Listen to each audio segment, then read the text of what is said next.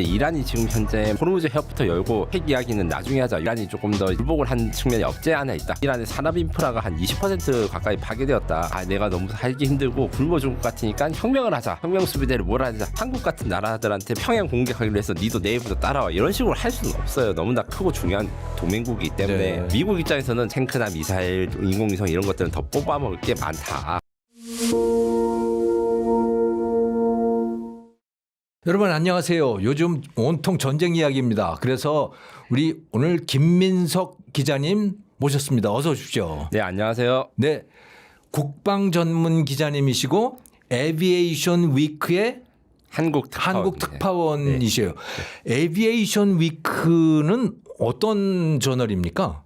네, 1918년, 12년 정도에 이제 창간돼가지고 지금 거의 100년이 조금 넘은 미국 저널이에요? 미국의 항공우주 전문지입니다. 항공우주 전문. 저는 주로 이제 한국 소식을 영어로 이제 우리 독자 여러분들한테 K방산 소식 중심으로 이제 알려드리고 있습니다. 영어로 기사를 쓰세요? 쓰는 건 그래서 열심히 좀 어느 정도 하는데 말을 아직 못 해가지고 고생이 됩니다. 영어로 기사를 쓰시는구나. 대단하시네요. 부럽습니다. 아닙니다. 열심히 노력해야 되는데 부끄럽습니다. 예, 자 이란 전쟁 이야기입니다. 지금 이란이 그러니까 미국이 역봉쇄를 하고 났더니 이란이 그러면 우리 일단 협상부터 하자. 그리고 핵 이야기는 뒤로 하고 호르무즈 해협 이거 여는 협상부터 하자. 이렇게 나왔다 그래요. 이게 역봉쇄가 효과가 있었던 겁니까? 제가 보기에는 절반의 성공 정도는 된다. 일단 이렇게 생각이 듭니다. 네. 왜냐하면 이제 말씀하신 대로 이제 이란이 지금 현재 호르무즈 해협부터 열고 핵 이야기는 나중에 하자. 이런 것만 해도 상태가 좀 상당히 진전된 건데 이란도 사실은 속내가 있는 것이죠. 만약에 지금 상황에서 호르무즈 해협이 개방되고 미국과 이란과의 핵 협상이 계속하면 어떤 상황이냐. 전쟁 전 상황과 똑같은 거예요. 전쟁 전에 이제 사실은 호르무즈 해협에 자유롭게 이제 지나다니고 미국과 이란이 핵 협상을 했는데 그럼 이제 트럼프 입장에서는 돈은 돈대로 쓰고 아무것도 이루어진 게 없는 거예요. 그렇기 때문에 반드시 핵에 대해서 양보 혹은 그 진전된 것을 노리기 위해서 일단은 그래서 이제 완벽한 미국이 원하는 바는 아직은 이루어지지 않았는데 그럼에도 불구하고 이제 과거 단계로 돌아가자 이거 자체가 이란이 조금 더 이제 좀 굴복을 한 측면이 없지 않아 있다. 그래서 저는 절반의 성공이라고 말씀드릴 수 있습니다.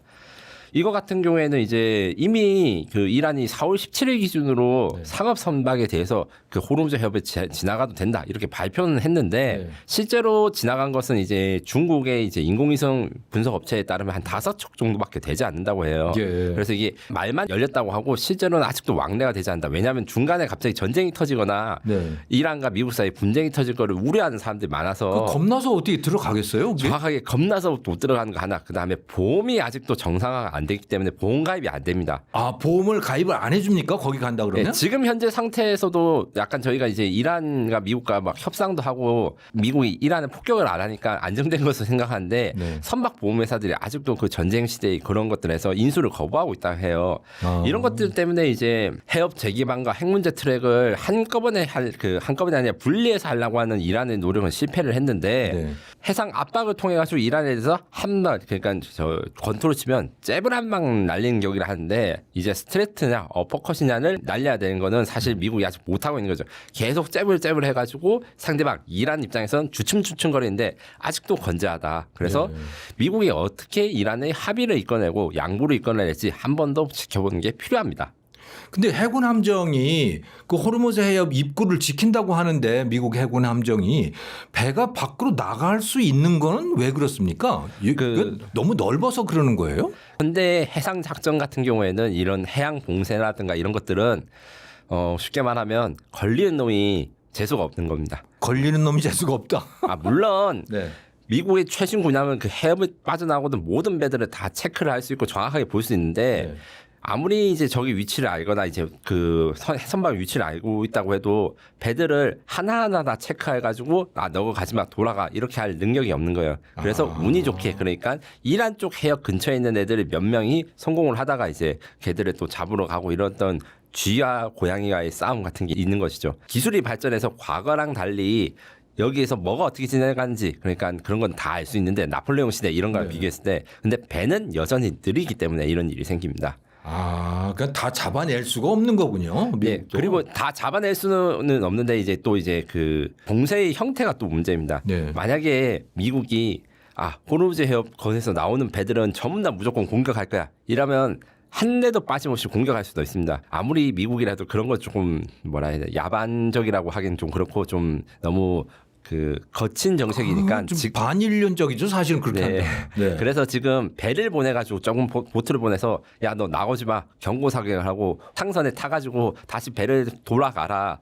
배를 돌릴 때까지 내가 있는다 니 돌아가는 거 보고 뭐 이런 식의 절차가 있어요. 네. 이런 절차들은 사실 모든 배들한테 하기에는 너무 복잡하고 인력도 많이 듭니다. 아, 근데 얼마 전에 그 영상을 봤더니 헬리콥터로 타고 가서 그 유조선에 내려서 그 배를 접수하는 것 같더라고요. 네, 맞습니다. 그런 사건이 실제로 있었고 또 네. 경고 사격 같은 것도 한데 이런 것들에 대해서 모든 배들을 다 그렇겠네요. 할 수는 없다. 왜냐면 헬리콥터도 사실은 진짜 타보시면 준비하는 한 30분 걸립니다. 물론 헬기 속도는 빠르지만 이런 한계가 있기 때문에 약간씩 빠져나가는 것은 있지만 실질적으로 그냥 봉쇄를 못하고 있냐 그건 아닙니다. 실질적인 봉쇄라고 볼 수 있습니다. 예. 근데 봉쇄가 풀린다고 하면 만약에 이란 배들은 자기 마음대로 드나들 거 아니에요.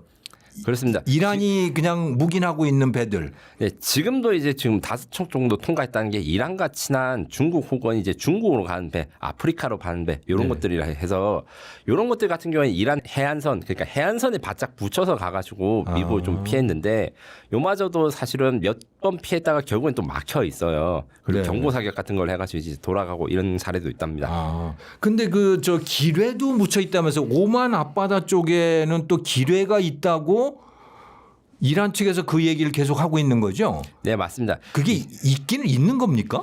지금 현재 결론적으로 말해서 있는 것 같고 미국 해군이 지금 제거 작업을 벌이는데 시간이 좀 걸린다예요. 예. 근데 잠깐 그 지도를 아마 보신 분들은 알겠지만 이란도 참 희한한 나라예요. 예. 기뢰를 깔아놨다는데 자기 나라 해역 근처가 아니라 반대편 해역에 깔아놨다. 남의 나라 바다에다 갖다가 깔아놨다는 네, 거죠? 그래서 자기 앞바다로 지나가고 자기랑 먼 데서 지나가지 마라 이런 경고성이 그런 의도가 있었던 것 같습니다.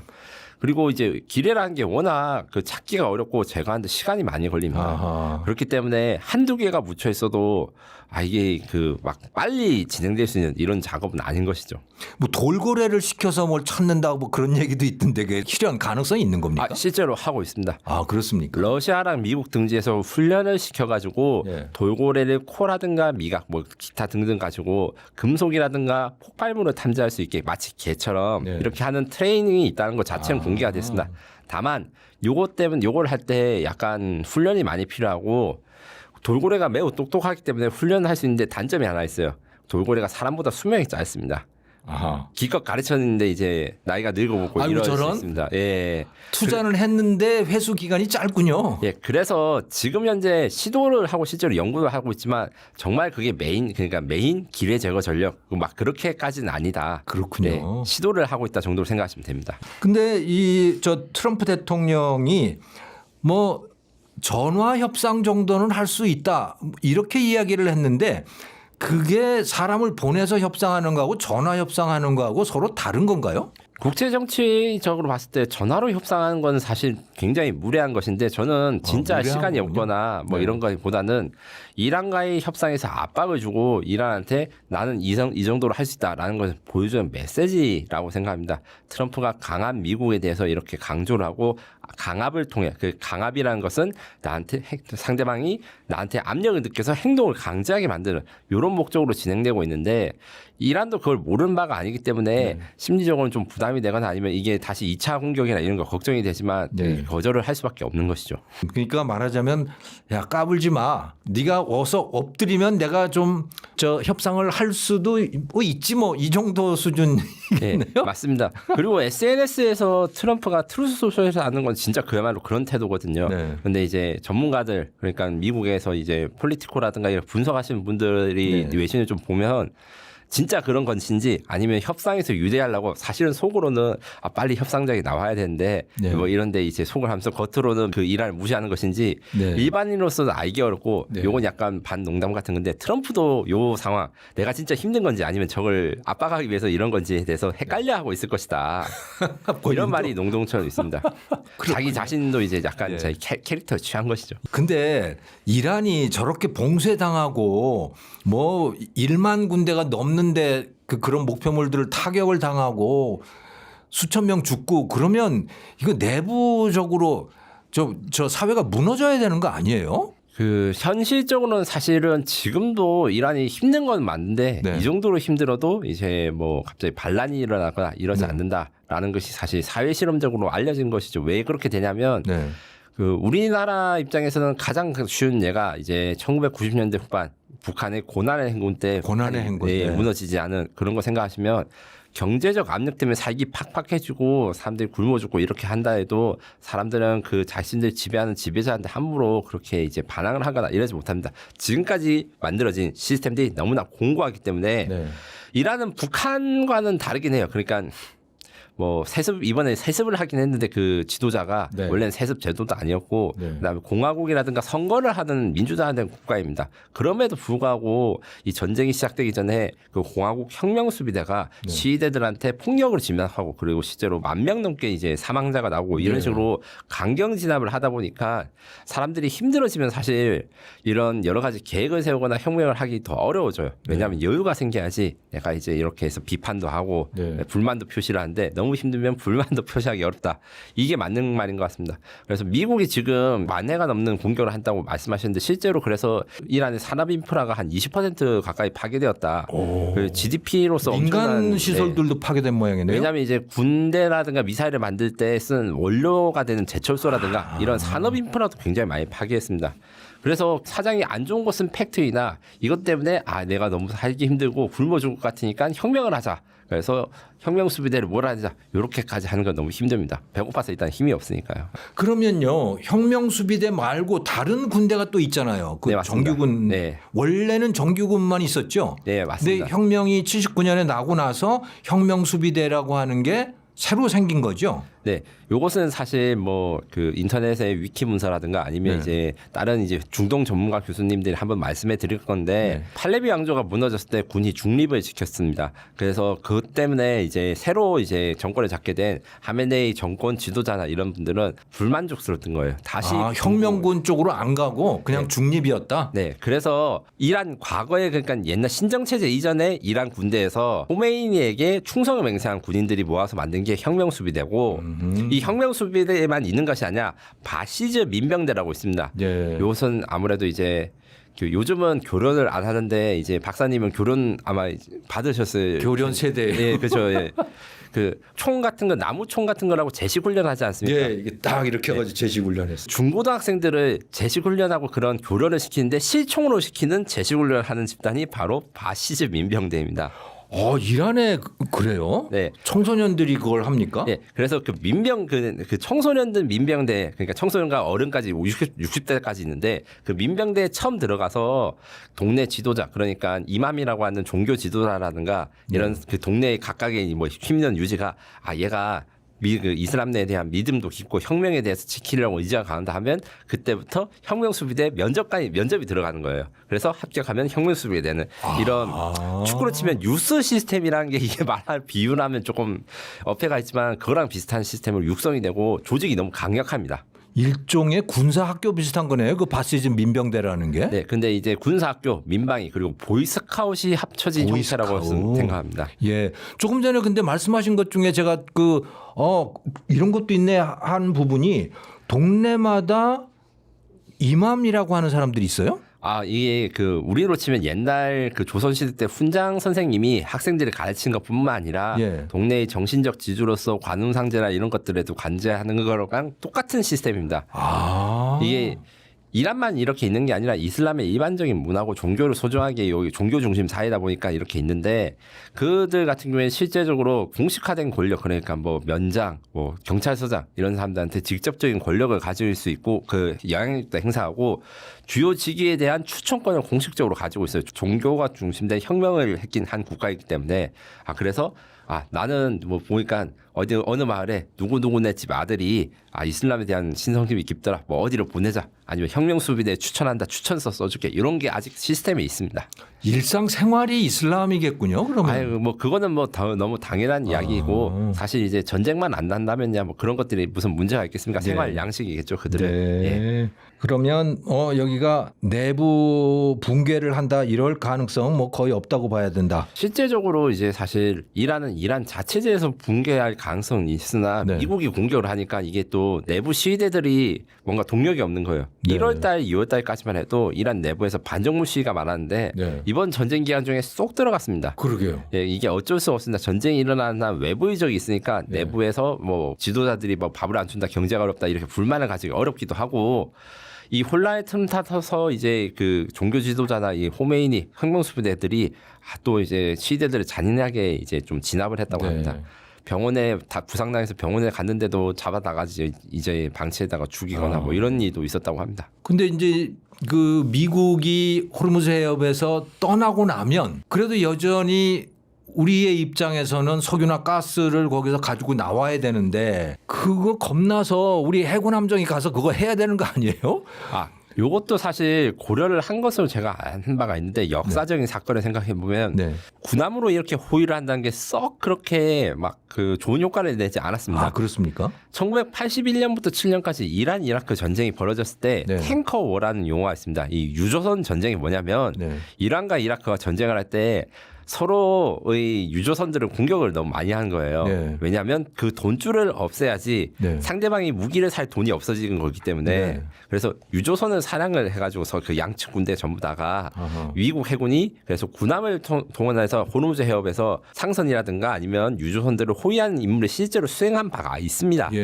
다만 그게 성공이었냐 하면 사실 성공적이지 못했어요. 그 대부분 다 성공했는데 한 척 두 척 정도 뭐 피격을 받거나 미국 해군이 보호하지 못해서 그리고 미국 해군 함정도 공격을 받고 뭐 이런 사건들이 종종 있어서 결과적으로는 이게 무력으로 되는 게 있고 안 되는 게 있는데 그 호르무즈 해협의 평화를 위해서 막 군대를 파병하고 이런 거는 아직까지는 이제 시도는 할 수 있으나 효과가 크지 않다. 근데 트럼프 대통령은 군함을 보내라고 요구를 했었잖아요. 네, 그래서 실제로 지금은 그 상선 호위라든가 이런 것은 안 하고 이제 기뢰 제거하는 함선들을 호위하는 이런 식으로 하는데 실제로 트럼프가 뭐 상선들을 호위하라고 해도 보험사들 입장에서는 그거는 위험하잖아. 그럼 보험금을 인수를 안 하거나 보험금이 터무니없이 비싸면 또 안 들어가게 되는 거죠.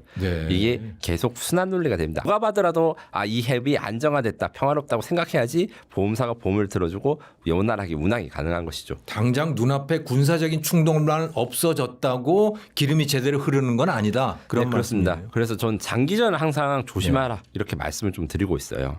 그런데 트럼프 대통령이 우리한테 또는 뭐 일본 이런 데다가 이제 군함 파견하라고 했는데 안 했으니 이것 때문에 화가 나거나 마음속에 딱 담고 있다가 너 안 했지 하고 뭐 다른 거 요구하는 거 아닐까요?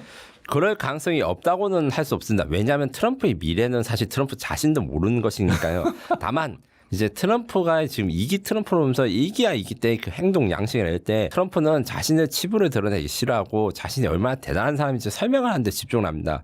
이렇게 도와주지 않았다는 사실에 지금 당장은 불만을 가지겠지만 그 이란 사태라든가 이런 게 끝나고 나면 새롭게 자신을 돋보일 만한 정치적 이벤트나 소재를 찾아야 되는데 이것이 동맹국들에 대한 복수가 될지는 모르겠어요. 일단은 가능성이 낮다고 생각합니다. 왜냐하면 자기가 위신이나 이런 게 없어가지고 미국과 한국이 뭐 트럼프를 안 도와줬다 이런 프레임이 있거든요. 실제로는 아마 아니겠지만 자국 이익 때문에 미국을 못 도와준 거겠지만 트럼프가 불렀는데 안 간 데 있다고 이걸 사람들한테 상기시키는 걸 트럼프가 너무 싫어해가지고 오히려 다른 공격할 가령 이제 베네수엘라를 공격했으니까 이제 쿠바 공격으로 이야기가 넘어간다거나 이러고 지금 자기가 했던 말에 대해서 언급을 안 하거나 그냥 무시하고 넘어갈 가능성도 없지 않아 있습니다. 이게 자신의 실패기이기 때문입니다. 과거에 무슨 말을 했다라고 하는 게 이분의 앞날의 행보를 결정하는데 별로 중요하지 않군요. 다만 이때 그러니까 가정을 하자면 호주, 한국, 일본이 미국 그 트럼프가 도와달라 해서 파병을 했으면 그걸로 이제 한 10년, 20년 동안 아 내가 너무 강력하기 때문에 동맹국들이 나를 도우러 온다. 뭐 이런 식으로 아마 말을 했었겠죠. 네. 근데 트럼프 대통령이 지시한 걸까요? 그 주한 미군 사령관이 2029년까지 한미 연합사의 전작권을 환수한다. 뭐 이런 발언을 했어요. 이걸 어떻게 받아들여야 돼요? 예, 지금 주한미군 사령관이 전작권에 대해서 보도한 건 정확하게 이야기하면 2029년에 환수를 하기로 결정했다가 아니라 네. 국방부에 우리 계획은 2029년에 한국군이 전시작전권을 전환한 것을 승인한다. 이 승인하기 위한 실행 계획을 국방부에 제출했다. 아직 승인되지 안 됐지는 앞으로 봐야 된다는 게 정확한 이야기인 것 같고요. 미국 국방부에 제출했다는 거예요? 한국 예, 맞습니다. 국방부에? 미국 국방부에 제출했습니다. 그럼 미국 전쟁부에 네, 제출했다는 거예요? 맞습니다. 네네. 네. 그래서 미국 전쟁부가 여기에 대해서 승인을 하거나 아니면 추가적인 협상을 하기 위해서 한국으로 오고 이럴 가능성이 있는데 2029년이란 단어 자체가 굉장히 좀 무게감이 있다고 저는 생각합니다. 네. 왜냐하면 전시작전권 이게 전환이란 게 맞는 말입니다. 마치 스위치를 바꾸듯이 네. 환수라고 하는 것보다는 이 환수라고 하면 마치 이제 빼앗긴 걸 찾는다는 건데 솔직히 말씀드리면 대한민국이 미국한테 우리 작전을 가져가 달라고 한 것이기 때문에 전환이라는 게 맞고 지금까지는 전시작전권 전환 이야기를 했을 때 한국 측이 타임 스케줄에 대해서 이야기가 나왔습니다. 다들 박사님이 더 잘 아시겠지만 전시작전권 전환이라는 게 1987년 노태우 정부 이후 그때는 전시 평시 다 미국이 다 작전권을 네. 가지고 있다가 노태우 정부 이후에서는 평시 작전권 그러니까 지금 상황에서 작전권은 대한민국이 가진 걸로 전환됐는데 네. 전시만 남겼는데 이걸 언제 가져갈 것인가 여기서 한국이 몇 가지 뭐 스케줄 뭐 2015년, 2025년 뭐 이런 식으로 놨다가 미국이 몇 년까지 전시작전권 전환해 갈 것이다 이런 멘트가 나온 것은 처음입니다. 그래서 구체적인 숫자가 나왔기 때문에 여기 의미를 가지고 있다라고 생각하시면 될 것 같습니다. 전시작전 통제권을 전환한다. 그래서 한국이 그걸 가진다라는 이야기는 전쟁이 터졌어요. 그러면 한국군 사령관 또는 한국 대통령 통수권자가 미군까지도 명령을 한다는 얘기인가요? 미군에 대해서까지? 그렇게 오해를 하신 분도 있고 저도 이제 진짜 그렇게 되면 미군들 입장에서는 절대 남의 군대의 말을 듣지 않거든요. 네. 그럼 미군이 내가 한국 대통령 말을 듣니 그냥 파병을 안 하겠다 뭐 이런 수도 있어서 알아보니까 지금 현재도 이제 미국이 전시작전을 가지고 있다고 표현하는데 네. 그 표현이 약간 애매한 부분이 있습니다. 실제로 가동되거나 그러니까 우리가 안보 위기가 나오거나 뭐 북한이 도발해서 한미가 공동 대응했을 때는 한국 대통령이 미국 대통령한테 의견을 구하고 그 의견에서 협의해서 결정된 사안이 대한민국 전체의 작전에 영향을 끼치는 거더라고요. 물론 그렇게 되면 미국 대통령이 우리나라 대통령보다 힘이 있으니까 아무래도 그 말에 대한 결정권이 무게가 실리는 건 맞죠. 그런데 네. 전시작전권을 환수를 한다 해가지고 그 주한미군이 철수를 할 것도 아니고 네. 한미연합사단이 만들어지고 이 연합사단이 이제 한국군의 지휘를 받게 될 것입니다. 요게 대해서 미국은 공개적으로는 반박을 안 하는데 그렇게 하면 이제 지원군을 안 보내줄 수도 있다 이런 식으로 이야기는 한 게 있어요. 네. 왜냐하면 절대로 남의 나라 장군 밑에서 미군이 지휘를 받는 것이 싫으니까요. 네. 그렇게 되면 이제 독립적으로 운영하거나 이런 제3의 길을 이야기를 하거나 아니면 전시작전권 전환에 대해서 우리 한국군이 전시에 어떻게 결정할 것인 결정을 하되 미국군을 통제하거나 직접 하는 것보다는 미국과 협의를 거쳐서 하는 이런 방식들이 적용될 것이라고 생각합니다. 이 미국 기준에서도 이게 당연한 거예요. 이게 한미 동맹이 저는 이제 의미가 있는 게 이런 식으로 강하게 그러니까 전쟁이 공격받으면 서로를 도와주고 이런 식으로 단 조약을 미국이 한 게 거의 없습니다. 그렇군요. 그러면 현재는 전시작전 통제권을 미국이 가지고 있는데 전쟁이 나면 한미연합사에 대한 명령권을 미국이 행사하는 겁니까? 네, 다만 이제 그 명령권을 미국이 행사한다가 안 되고 미국이 한국한테 물어보고 협의해서 결정을 한다. 근데 그 중에서도 이제 한미연합사령부를 미국이 통제를 한다. 이렇게 이야기를 하시면 됩니다. 그래서 미국이 우리나라보다 훨씬 힘이 세지만 반대로 한국 같은 나라들한테 무시하고 우리는 평양 공격하기로 해서 니도 내일부터 따라와 이런 식으로 할 수는 없어요. 너무나 크고 중요한 동맹국이기 때문에 네. 이렇기 때문에 일단 이제 회의에서 사장님이 부장님들한테 이제 마케팅 목표를 재어주면 네. 그 부장 입장에서는 이거 안 재어주면 나가야 되니까 이거 싫다고 말할 수는 없거든요. 약간 그런 분위기가 아닐까라고 이제 좀 그렇군요. 장난을 섞으면 이렇게 말씀드릴 수 있습니다. 네, 실질적으로는 큰 차이는 없겠네요. 저는 사실 그렇게 차이는 없다고 보지만 이제 또 이런 것들에서 저는 찬성하시는 분이랑 반대하시는 분들 네. 둘 다 좀 많이 만나 뵙고 이야기를 들으면 명분이 어느 정도 중요하냐. 명분. 사실 한미연합이 사령부나 그다음에 미국과의 동맹이 중요한 건 맞습니다. 네. 그런데 전시작전을 남의 나라 통제권을 남의 나라한테 주는 거 사실 자체도 없거든요. 우크라이나든 어떤 나라들이든 미국한테 그렇게 넘겨주거나 다른 나라한테 작전권 넘겨주는 건 없기 때문에 이거 너무 한국만 이런 거 비정상인가 이렇게 말씀하시는 분도 어느 정도는 이해가 합니다. 근데 네. 미국 입장에서는 자기가 남의 밑에 안 들어가야 되니까 들어가면 일을 하기 싫어하니까 네. 주한미군을 잘 전쟁 날 때 운영하고 우리의 피해를 줄이기 위해서 미군 자산을 많이 활용하려면 주한미군이 사령관이 되고 우리가 그들의 명령을 따르는 체계라는 게 사실은 이제 전력상으로는 뭐 탱크나 미사일, 인공위성 이런 것들은 더 뽑아먹을 게 많다. 네. 이런 복잡한 계산식이 있습니다. 기름 이야기, 석유 이야기로 넘어가겠습니다. 자, 호르무즈 해협이 저렇게 봉쇄가 돼서 실질적으로 거기서 이제 원유들이 나오지 못하니까 굉장히 여러 가지 충격들이 많은데 원유만 못 나오는 게 아니고 항공유도 못 나온다 그래요?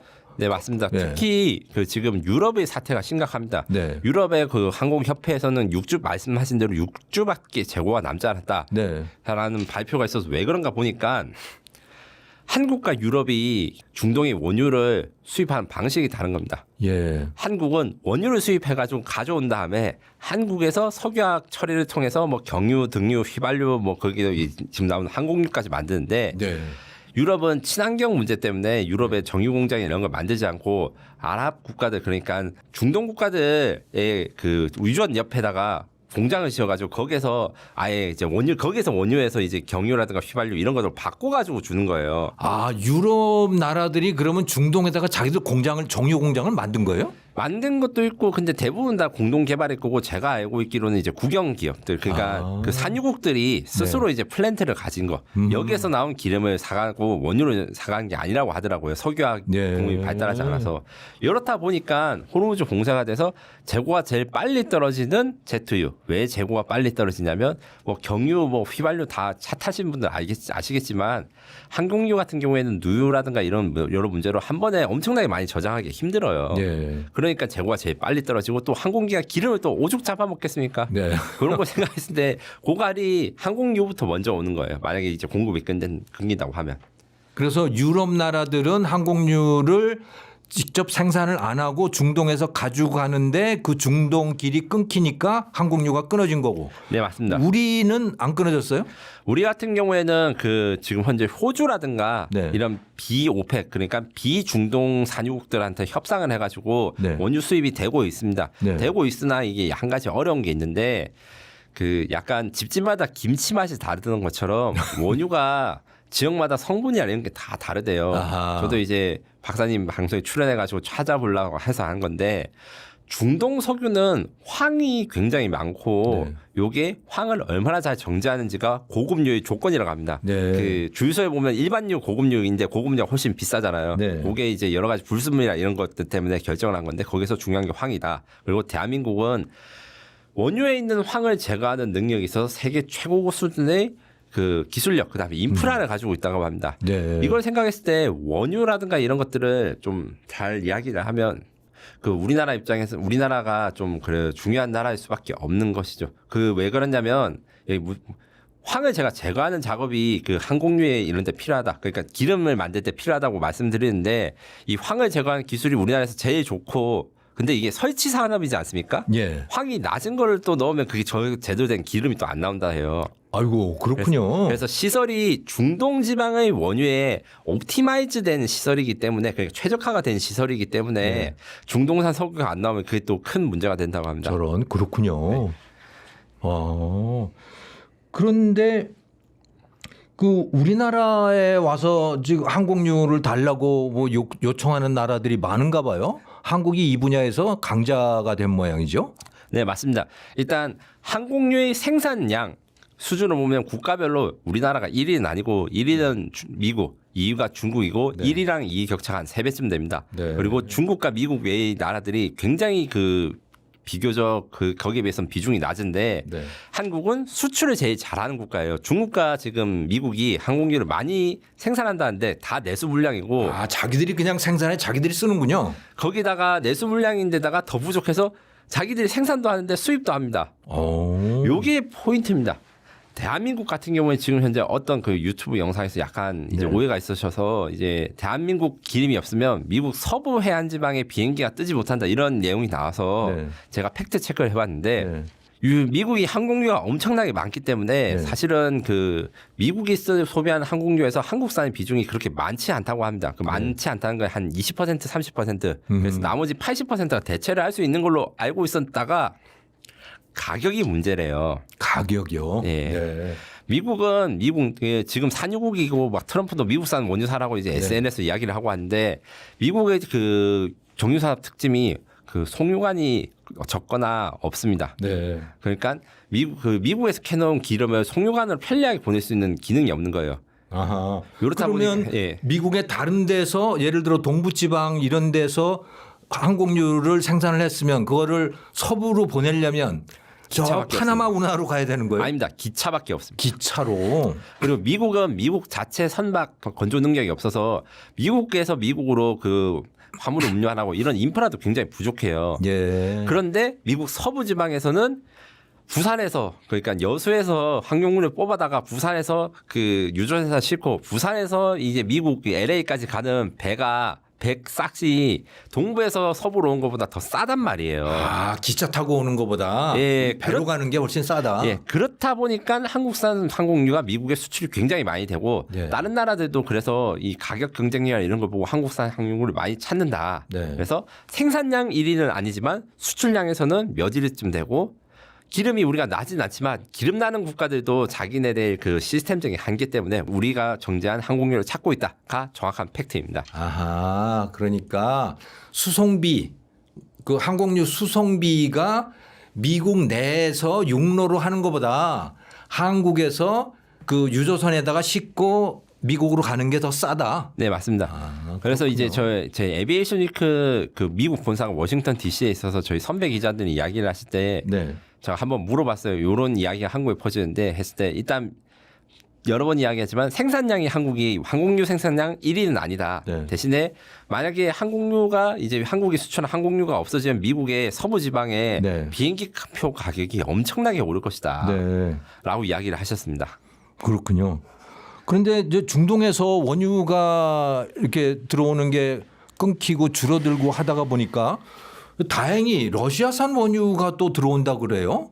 러시아산 원유를 그동안 못 썼잖아요. 그 제재 때문에. 네, 맞습니다. 그런데 갑자기 들어오게 된 게 뭐 어떤 계기가 있습니까? 결론적으로 말하면 이제 미국이 그 이란 전쟁 때문에 러시아에 대한 제재를 전격적으로 이제 철회를 했기 때문에 해가지고 들어오게 된 게 맞고 지금 이제 극동 노선이라든가 이런 거 그러니까 러시아는 또 미국이랑 달리 송유관이 잘 돼 있어요. 블라디보스톡부터 이제 모스크바랑 이런 데까지 동서를 가져지는데 이런 설비로 쉽게 싸게 이제 우리가 기름을 받을 수 있기 때문에 많이 기대를 하고 있습니다. 다만 이런 것 같은 경우에는 사실 리스크가 있고 그다음에 이제 그 석유의 의존성이라는 문제가 있어요.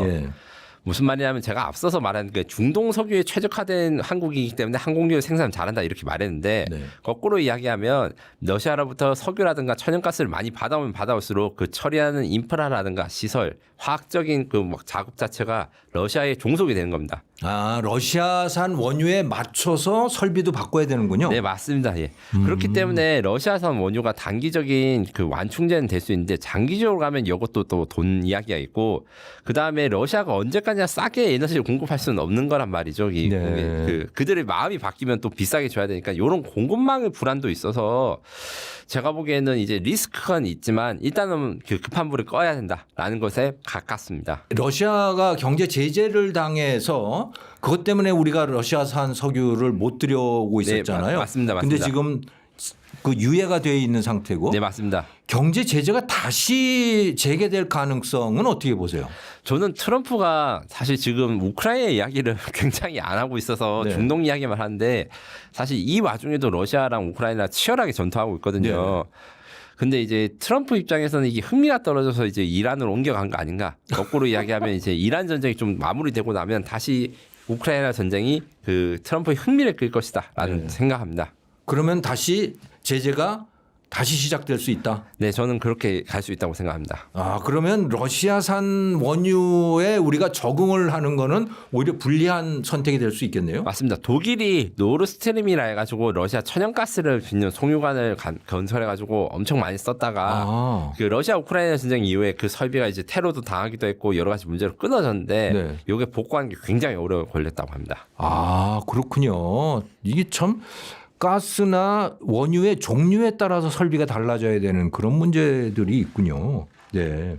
근데 러시아가 한국에 그러니까 러시아에서 생산하는 LNG 같은 거를 수송하기 위해서 한국의 쇠빙선 또 쇠빙 LNG선을 아주 절실하게 찾고 있다. 그래서 그 가능성을 보고 한국에다가 석유를 제공하고 있는 거 아니냐 뭐 그런 설들도 있어요. 이건 어떻게 보세요? 어느 정도 저는 사실이라고 생각하고 특히 그 LNG선 쇠빙선 같은 경우에는 북극 항로랑 굉장히 연관이 있습니다. LNG 쇠빙선이라는 건 그러니까 일단 두 가지 의미가 있는데 자체적으로 LNG 연료로 가면서도 이제 쇠빙선 그러니까 저거 그 유빙을 잘라가면서 길을 터주는 역할이 있고 LNG 수송선의 길을 터주는 쇠빙선의 역할도 있거든요. 아마 둘 다 있을 겁니다. 그래서 그 북극해 뭐 얼어 있는 얼음을 깨가면서 그 배가 지나다니 길을 만들어준 게 이 쇠빙선이고 그거에 대해서 우리가 최초로 수출을 했다는 건 굉장히 의미가 있다. 북극 항로를 이 러시아가 한국과 같이 공유를 하겠다 이런 의지가 담겨 있다고 생각하시면 되고요. 그러니까 그거는 이제 한국의 경제력도 굉장히 좋고 그다음에 태평양으로 한 입구이기 때문에 미국 그 러시아 입장에서는 포기할 수 없는 거예요. 뭐 북한도 도와주고 북한도 파병하고 이랬다지만 사실은 북한이 러시아의 파병에서 희생한 그만큼의 뭔가 이득을 얻고 이러지는 못했어요. 지금 공식적으로 지금 북한의 그 러시아 우크라이나 전쟁 파병한 사람들 전사자 명량이 뭐 2,800명, 2,300명 있다 이렇게 이야기를 하던데 요 정도 사람이 죽었는데도 주는 거다 전면적인 이야기가 나오지 않고 있습니다. 그건 사실 러시아와 한국이랑 또 관계를 또 회복하고 싶어서 일 거라고 다들 생각을 하고 있어요. 그렇군요. 쿠바가 또 러시아에다가 뭐 군인을 파병을 했다. 그 파병인지 아니면 뭐 자원병으로 갔는지는 모르겠는데 그리고 미국은 또 쿠바를 군사 공격할 가능성이 있다. 뭐 그런 이야기들이 나와요. 만약에 미국이 쿠바에 군사 공격을 하면 러시아가 거기에 개입을 할까요? 결론적으로 말씀드리면 개입을 하긴 할 건데 뭐 파병을 하거나 이런 게 아니라 아주 제한적인 개입을 할 거라고 생각합니다. 러시아랑 쿠바의 관계는 굉장히 중요합니다. 그 1960년대 그 쿠바 미사일 위기 사태부터 쿠바가 얼마나 중요한 지역인지 미국을 심장부를 노릴 수 있는 약간 비수 같은 느낌으로 해서 굉장히 코미티죠. 미국에. 그래서 중요한데 이걸 생각했을 때 좀 러시아랑 쿠바의 관계는 특별할 수밖에 없어요. 그리고 쿠바는 사실 정식으로 나라에서 군대를 우크라이나에 파병한 적은 없는데 쿠바 국적 사람들이 말씀하신 대로 러시아 우크라이나 전쟁에서 러시아 쪽 전장으로 가서 용병으로 활동하고 있다. 그리고 그게 한두 명이 아니라 수천 명, 수만 명 단위다. 상당히 많다. 뭐 이렇게 이야기를 해요. 그리고 이제 러시아가 지금 쿠바가 경제 위기 받고 있을 때 러시아 유조선이 쿠바 앞바다까지 와가지고 기름을 공급해 줬거든요. 제재를 위반하고서도. 이런 걸 생각했을 때는 이제 쿠바가 이제 여건 미국 입장에서 빨리 점령할 수 있고 그 다른 사람들이 관심을 돌려버릴 수 있는 아주 좋은 솔루션이 되는 것이죠. 그래서 저는 이란 전쟁이 제대로 안 풀리면 뜬금없이 또 쿠바를 침공하는 거 아닌가 뭐 이런 생각을 하고 있습니다. 쿠바에 대해서 미국이 군사 공격을 할까요? 베네수엘라나 뭐 이런 것처럼? 아직은 사실 그게 좀 어려운 게 있습니다. 무슨 어려움이냐면 제가 질문 첫 번째 이야기했던 이란이 평소에도 정제제재를 많이 당해가지고 피폐해져가서 적응을 잘한다. 이런다 해가지고 그리고 외부의 적이 있으니까 반항을 못한다. 이게 사실 쿠바에도 적용될 수 있습니다. 쿠바도 경제가 안 좋은 지 지금 30년, 40년이 넘어가기 때문에 그 거기 사는 사람들은 50년, 60년 된 차를 개조해서 끌고 다니는 걸 그 당연한 걸로 생각하는 그런 나라가 볼 수 있거든요. 이런 걸 생각했을 때 참 그 쿠바가 잘 될까 이게 좀 의문이 있죠. 그러니까 고통에 아주 기가 막히게 적응을 하고 있는 모양이군요. 네, 맞습니다. 익숙해졌고 이제 나갈 사람들은 사실 미국으로 헤엄쳐서 간 사람도 많기 때문에 플로리다나 이런 데 쿠바 사람들이 굉장히 많다고요. 네, 맞습니다. 맞습니다. 이렇게 때문에 지금 남아 있는 사람들은 독종이다. 뭐 이렇게 말씀하면 안 되겠지만 이렇게 해서 제재가 잘 먹힐까? 이런 생각이 들죠. 북한하고 비슷해져가는 모양. 굉장히 비슷하다고 생각합니다. 최근에 놀라운 소식이 들려왔어요. 중국의 슈퍼컴퓨터를 해커들이 해킹을 했다.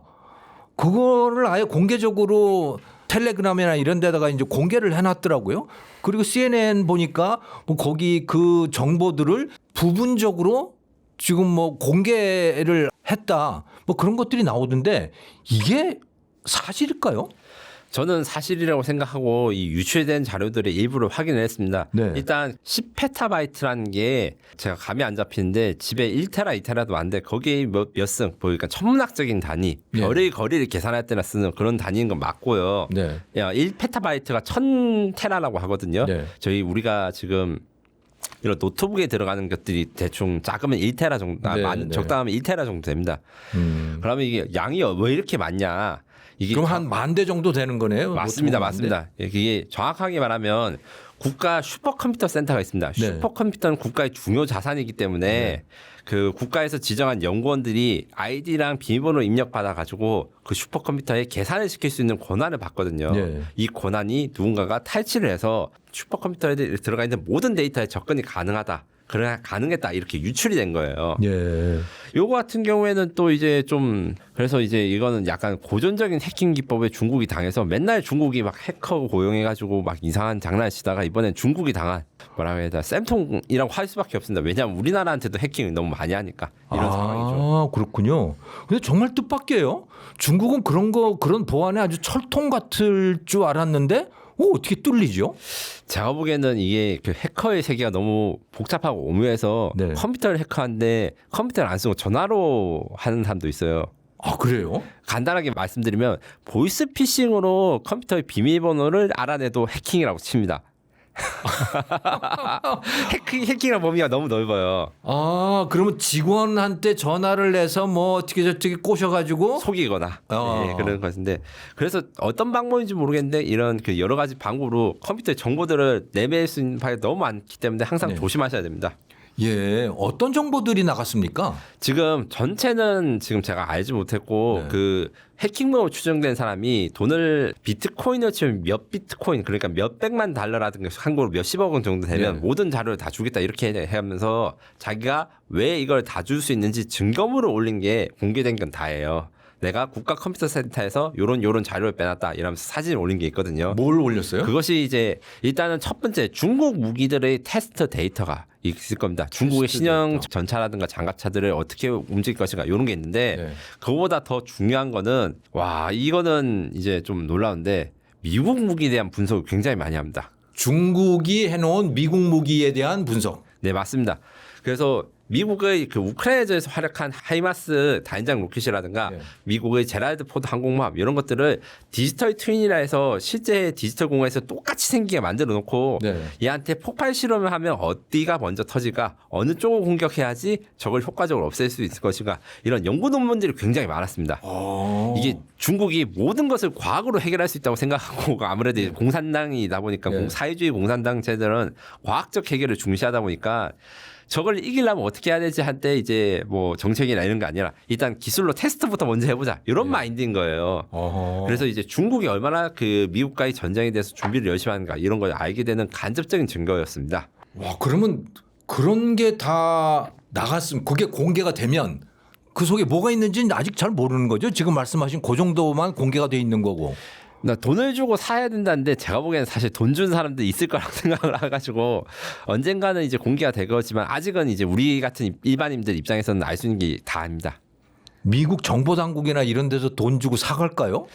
저는 당연히 사가지라고 생각이 드는데 오히려 이렇게 되면 이게 또 중국이 돈 주고 되사가거나 이럴 수도 있었기 때문에 참 이게 애매합니다. 너무 불명확한 부분이 많아요. 그 상대방이 누군지 모르죠, 해커들이. 숨기죠. 그러니까 여기저기 다 팔아도 뭐 알 수 없겠네. 알 수 없는 거죠. 그래서 확산되기만을 기다리고 있는데 아직까지는 이제 그 전체 10페타바이트 이런 대용량 자료가 올라온 적은 없습니다. 네. 근데 그렇게 되면 중국이 전쟁을 할 수 있을까요? 그게 다 밝혀지면?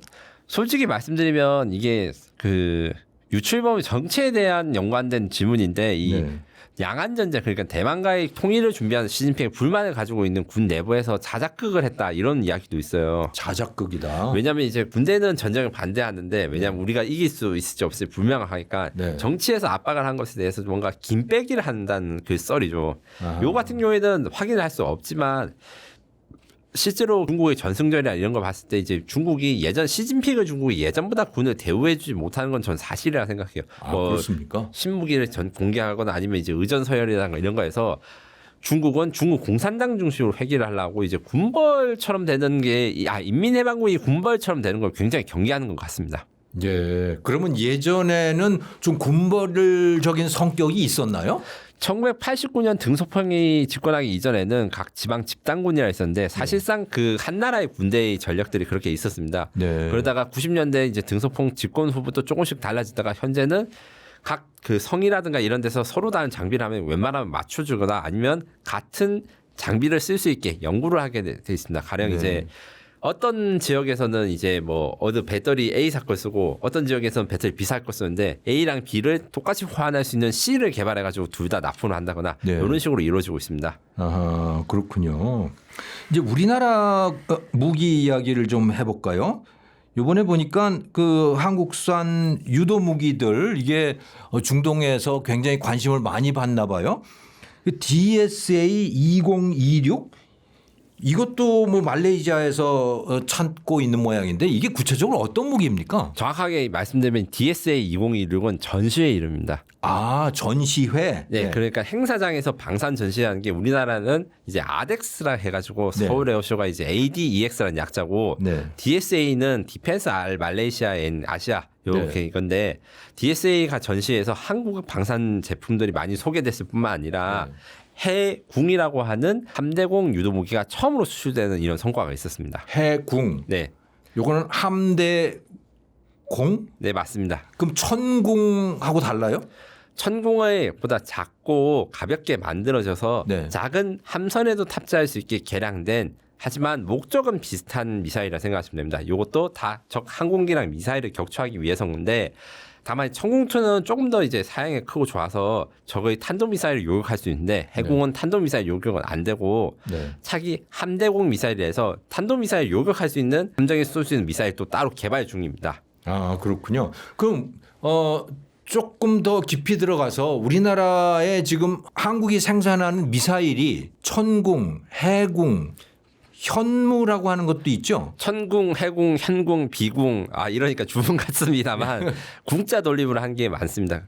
이제 그리고 이름이 아직 안 붙여져 있는 게 엘셈이란 그 엘셈. 장거리 대공 유도무기가 이름이 아직 안 붙여졌는데 저는 장궁, 롱보우라고 개인적으로 부르고 있습니다. 예, 현궁, 천궁, 비궁, 해궁, 해궁 이 네. 어떻게 다른 거예요? 그 플랫폼이 다르다 생각합니다. 플랫폼이요? 네. 크기가 다른 것도 있습니다. 네. 크기는 이제 고도나 이런 범위에 따라서 중거리가 있고 중거리가 천궁, 네. 고고도가 장거리가 이제 LSM이라 하고 그다음 해궁 같은 경우에는 제가 앞서 말씀드렸다시피 천궁2보다 크기가 작아서 함대공 미사일인데 단거리 함대공 미사일입니다. 단거리. 예, 그 단거리라는 게 한 16km, 17km 근방에 있는 예. 이제 적을 격추하는 것이고. 예.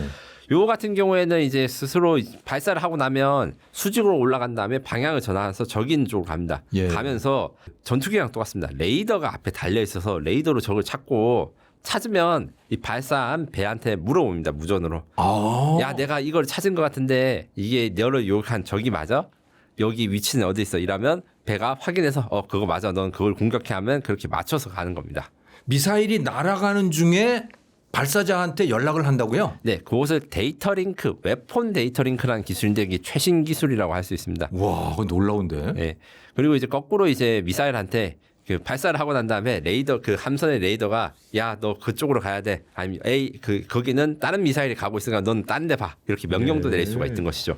그렇군요. 이게 요즘에 인기가 있는 모양이죠? 사실은 이번에 첫 수출이라 가지고 이제 네. 추가 수주나 이런 게 기대되는데 네. 경쟁 제품 대비 가성비가 좋고 그다음에 납기도 괜찮은 편이라서 네. 이게 이제 추가 수출이 좀 기대가 됩니다. 예, 이것도 LIG 넥스원에서 만드는 건가요? 네, LIG DNA가 만드는 것이고 여기에서는 이제 국방과학 기술연구소가 개발했습니다. 아, 그렇군요. 자, 그럼 이번엔 이제 전투기에 대해서 또 궁금한 게 있는데요. FA-50M이라고 하는 거 그게 1호기가 공개가 됐다고요? 예, 이건 어떤 전투기인가요? 네, 먼저 이제 간단하게 족보를 말씀해 드리자면 네. T-50이라는 초음속 훈련기를 만든 다음에 이게 초음속이다 보니까 비행 성능이 좋아서 공격과 전투 임무에도 투입해야겠다 해서 개조를 한 게 FA-50이고 네.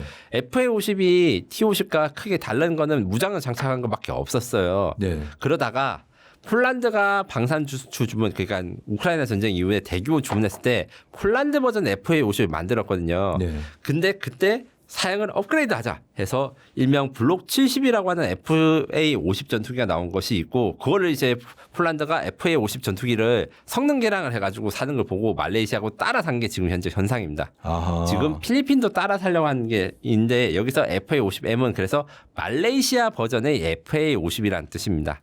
이런 것들을 생각하면 이제 왜 어떤 게 달라졌냐면 A사 레이더라는 게 있습니다. 레이더는 항상 이제 좀 약간 구형 레이더는 평판이거나 아니면 접시처럼 돼 있는데 네. 얘는 평평하게 돼 있지만 안에 마치 반도체가 집적한 것처럼 레이더 전파를 쏠 수 있는 트랜스미터 리시버 총 수신기가 몇 천 개 모여 있어요.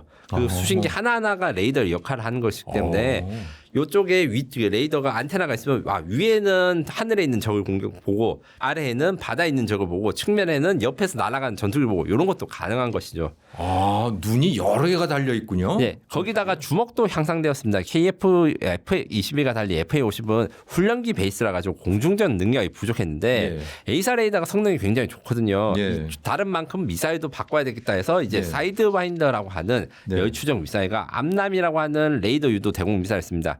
이 중에 암람 같은 게 그 총처럼 비슷하게 유도가 됩니다. KF-21이라고 하는 그 뉴스에 자주 나오는 그 전투기하고는 어떻게 다른 겁니까? 이게? KF-21하고 FA-50은 사실 뭐 누군가는 부모와 자식 관계라고 하는데 저는 삼촌 정도라고 생각하고 있고요. FA-50은 엔진 다는 걸 한 개를 두 개로 늘려서 더 크게 만들면 KF-21이 됩니다. 같은 엔진을 FA-50은 한 개만 달고 KF-20은 두 개를 다는 거예요. 그러면 FA-50은 그 엔진이 뒷꽁무니에 달린 건가요? 네. 둘 다 뒷공무에 달렸는데 한 개인가 두 개인가의 차이가 있습니다. 아, 그렇군요. 그래서 엔진이 두 개라는 거는 힘이 좋다. 힘이 좋다는 거는 무기를 많이 탑재하고 더 멀리 가고 더 크다라는 뜻입니다. 아, 그렇군요. 수치로 보면 약 항속거리 기준으로는 한 30%, 그다음에 속도로 보면 20% 이상 더 빠르다고 생각하시면 됩니다. 그렇군요. 그렇군요. 비호복합이라고 하는 거는 또 뭡니까? 예, 비호복합이라는 거는 이제 자주 대공포라는 게 있는데 이 대공포는 원래 트럭이라든가 그 사람 손에서 끌고 가는 견인식이 많았으나 장갑차에다가 이런 대공포를 박아놓고 생존성과 성능을 향상시킨 게 비호복합입니다. 그런데 여기서 비호는 말 그대로 그 우리 신화 속에 나오는 호랑이 비호 이 뜻이고 복합이라는 거는 컴바인이라는 건데 원래는 기관총만 장착하는 걸로 이제 생산했다가 나중에 이 기관총 옆에다가 신궁이라고 하는 대공 미사일을 장착합니다. 그래서 먼 거리에 있는 저거 미사일로 일단 교전하고 얘가 가까이 접근하면 기관총을 쏴 떨어뜨린 건데 이번에 이란과 이제 이란이 주변에 그 이라크 그다음에 아랍에미레이트, 사우디 이런 카타르를 공격하는 걸 보고 이런 대공포가 많이 필요하겠다고 중동이 지금 생각하는 중입니다.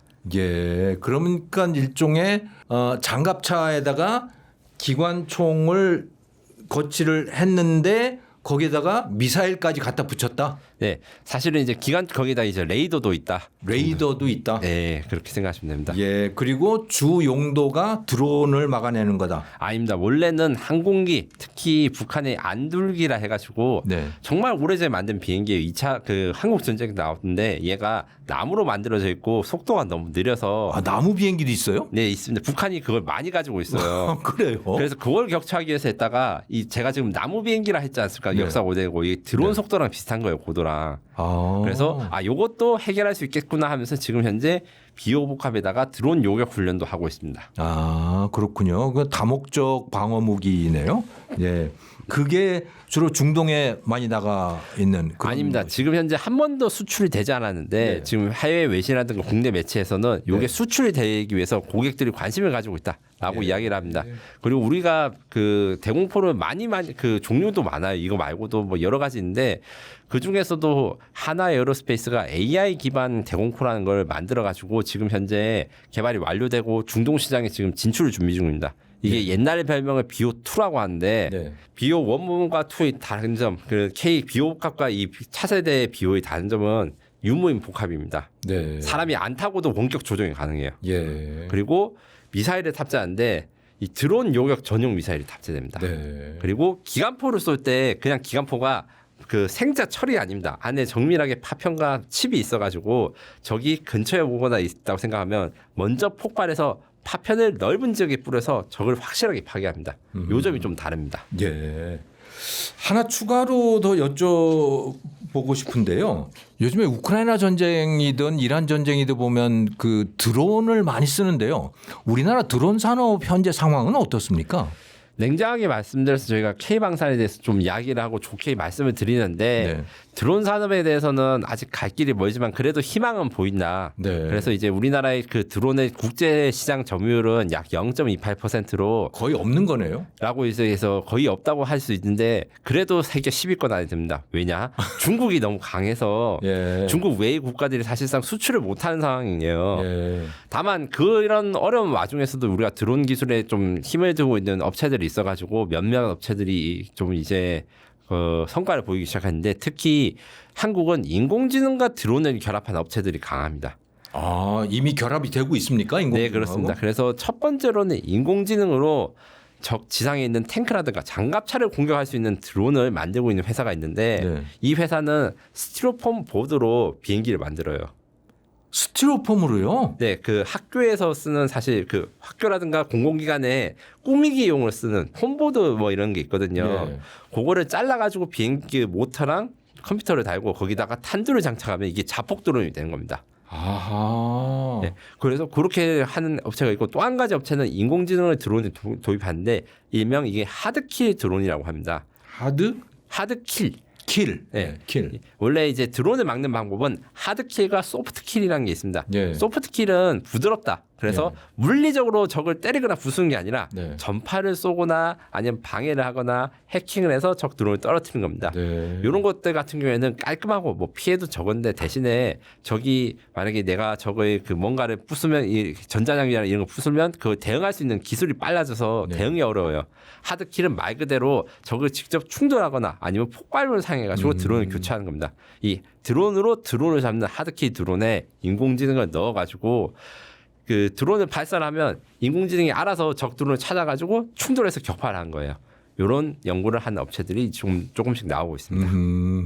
앞으로 희망은 보인다. 네. 현재 상태로는 뭐 비중이 매우 작다. 네, 그게 지금까지는 너무 중소기업 중심. 그러니까 사실 드론은 대기업이 들어갈 수 없는 이제 시장으로 그 우리나라 정부가 분류를 해놨습니다. 중소기업 적합업종 뭐 그런 거예요. 네, 맞습니다. 그런 업종으로 돼가지고 지금 현재 중견기업과 중소기업만 들어갈 수 있는데 이 그 중소기업 보호하는 것에서 입장에서는 이해가 안 돼. 이러니까 기술 개발이 늦어져가지고 기술이 좀 뒤처진 게 있어요.